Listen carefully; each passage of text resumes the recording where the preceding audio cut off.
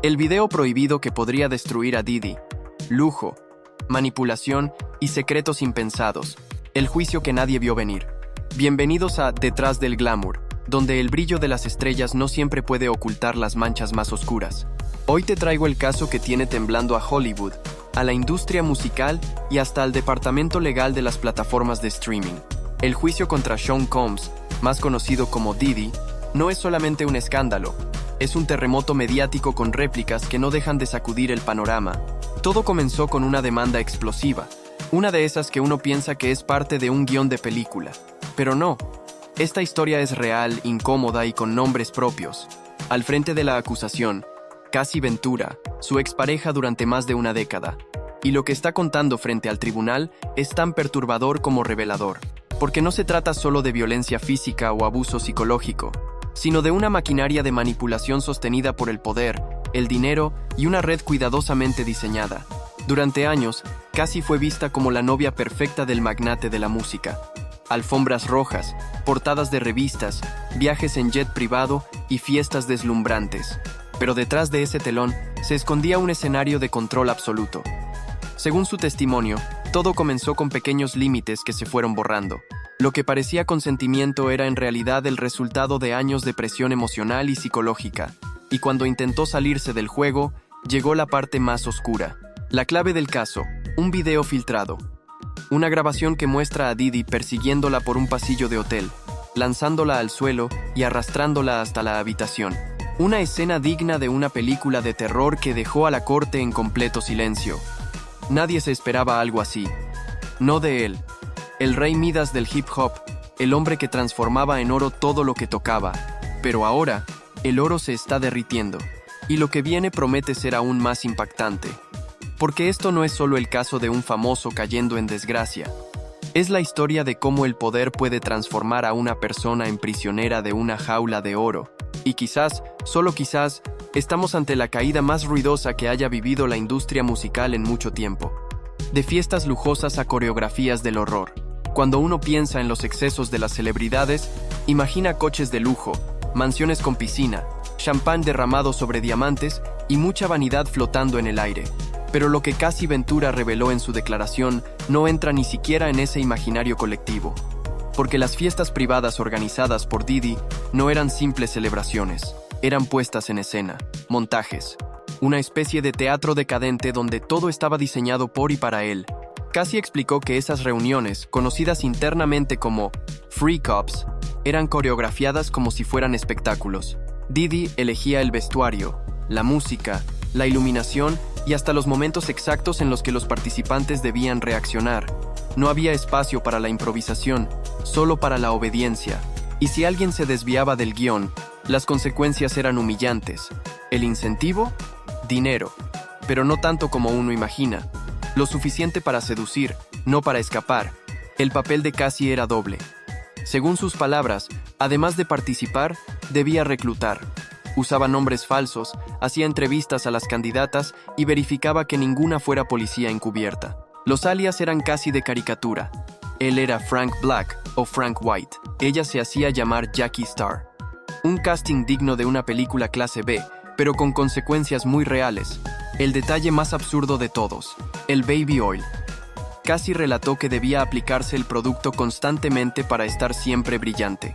En uno solo de esos encuentros, se podían gastar hasta 10 botellas. Cuando la policía encontró más de 1000 unidades durante los allanamientos, ya nadie se sorprendió. Era parte del guión, parte de un ritual sistemático, repetitivo, alienante. Lo más escalofriante de este relato no son los elementos grotescos en sí, sino la naturalidad con la que fueron institucionalizados. En la declaración, Cassie dijo que intentaba adelantarse a lo que se suponía que debía hacer para terminar lo antes posible. Ya no actuaba por deseo o consentimiento. Actuaba para sobrevivir emocionalmente a una función donde ella era el espectáculo y él, el director absoluto. Una vida de lujo que se convirtió en una jaula de reglas imposibles. Y mientras la defensa intenta sostener que ella fue cómplice, cada testimonio la retrata como una prisionera bien maquillada. Si no lo has hecho aún, suscríbete a Detrás del Glamour para seguir desenmascarando los secretos que se esconden bajo los reflectores. Los lujos eran solo un disfraz del control. Mientras el jurado aún procesaba la imagen de Didi, orquestando coreografías con nombres falsos y litros de baby oil, Cassie soltó una bomba aún más perturbadora. Todo el engranaje de esas veladas estaba sustentado en una rutina de sustancias que convertían el cuerpo en una herramienta despersonalizada. Ella misma reconoció entre lágrimas que ingería MDMA, un tipo de droga sintética, incluso sabiendo que le provocaría vómitos y malestar. No lo hacía por gusto, lo hacía porque él lo exigía, y no solo eso.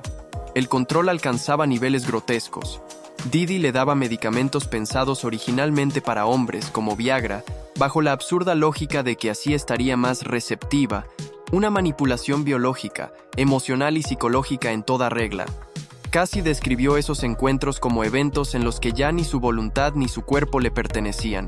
Era un peón dentro de una escenografía macabra, y si pensabas que esto no podía ponerse más sórdido, agárrate, porque según su testimonio, cuando los otros participantes no rendían como él quería, Didi asumía el rol de entrenador motivacional, lanzando discursos bizarros al estilo «Vamos, tú puedes», con una intensidad que rozaba lo delirante.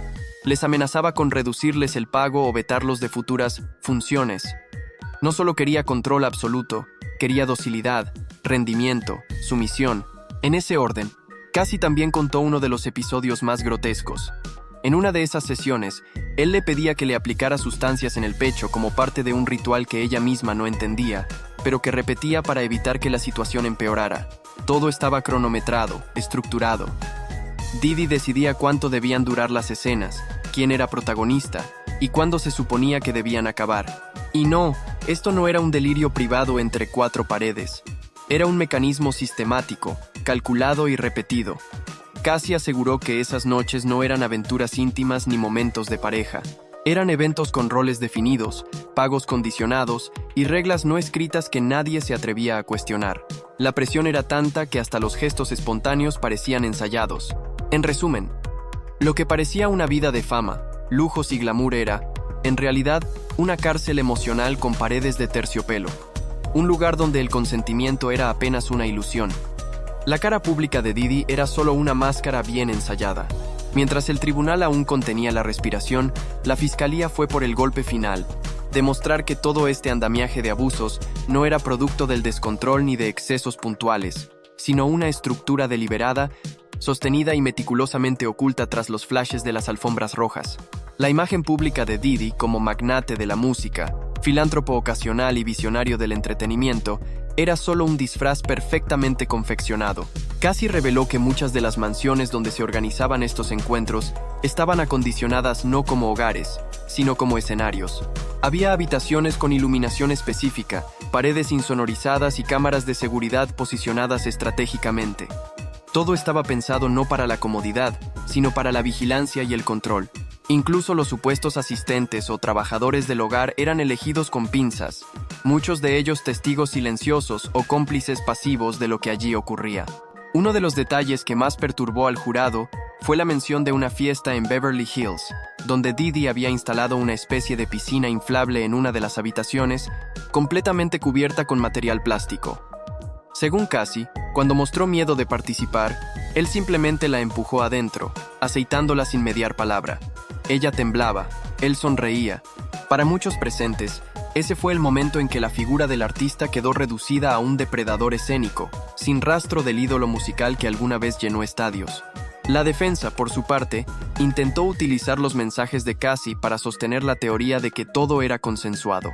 Pero en un giro demoledor, la fiscalía contraatacó con expertos en trauma psicológico, que explicaron cómo las víctimas de manipulación prolongada pueden aparentar consentimiento como un mecanismo de supervivencia. Y entonces todo encajó.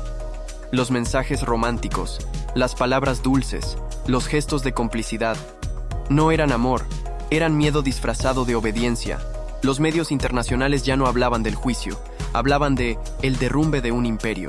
El juicio contra Didi dejó de ser un caso aislado y pasó a representar una alegoría siniestra del poder sin límites y del silencio que lo protege. Cassie, quien fue señalada de cómplice, terminó siendo el espejo de muchas otras víctimas invisibles que, como ella, no dijeron nada, porque no podían. El telón se corre y queda al descubierto el verdadero rostro de una industria que aplaude en público y encubre en privado. Si te impactó este video tanto como a nosotros, no olvides dejar tu pulgar arriba, compartirlo con tus amigos y suscribirte a Detrás del Glamour. Aquí, las luces nunca ciegan la verdad.